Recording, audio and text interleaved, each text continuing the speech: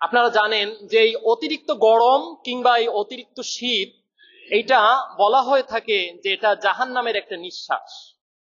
যে আমাদের দেশে যখন শীতকাল আসে তখন বলা হয়ে থাকে যে এটা জাহান্নামের একটি শীতল নিঃশ্বাস, সেটা পৃথিবীতে এসে পড়েছে।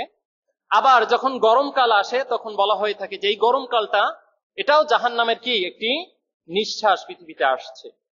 তো জাহান্নামের মধ্যে একদিকে যেমন শীত আছে, একদিকে আবার কিন্তু কি আছে, প্রবল গরমও রয়েছে।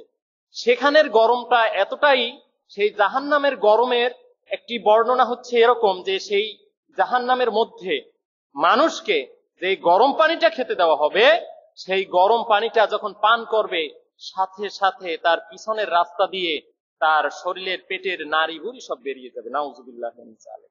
জাহান্নামে একদিকে যেমন তীব্র তাপ, অপরদিকে তীব্র কি শীত রয়েছে। এখন অনেকে প্রশ্ন করতে পারে এরকম যে জাহান্নামের যদি তাপ কিংবা শীতল হাওয়ার কারণে পৃথিবীতে গরম এসে থাকে বা শীত এসে থাকে, তাহলে তো পৃথিবীর কোন কোন প্রান্তে এই মুহূর্তে গরম চলতেছে, কোন কোন প্রান্তে শীত চলতেছে, তাহলে এটার সঠিক ব্যাখ্যাটা কি হবে?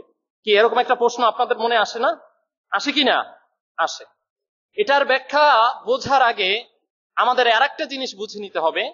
কোরআনে হাকিমে আপনার ইসলামের বিধান হয়েছে দুই রকমের। কয় রকমের? দুই রকমের। একটা হচ্ছে আয়াতে মুহকামাত, একটা হচ্ছে আয়াতে মুতাশাবিহাত। মুহকামাত আয়াত হচ্ছে সুস্পষ্ট আয়াত, একদম ক্লিয়ার, ক্রিস্টাল ক্লিয়ার, যেগুলো সাধারণ মানুষের সহজে হৃদয়ঙ্গম হয়, সাধারণ মানুষ সহজে বুঝতে পারে।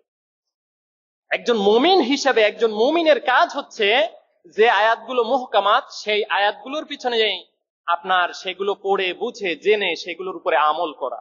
আর যে আয়াতগুলো মুতাশাবিহাত, অস্পষ্ট, যেগুলোর ব্যাখ্যা আমাদের সাধারণ নলেজে ধরে না, সাধারণ জ্ঞানে আসে না, সেগুলো নিয়ে অতিরিক্ত বাড়াবাড়ি করার সুযোগ আমাদের জন্য নাই।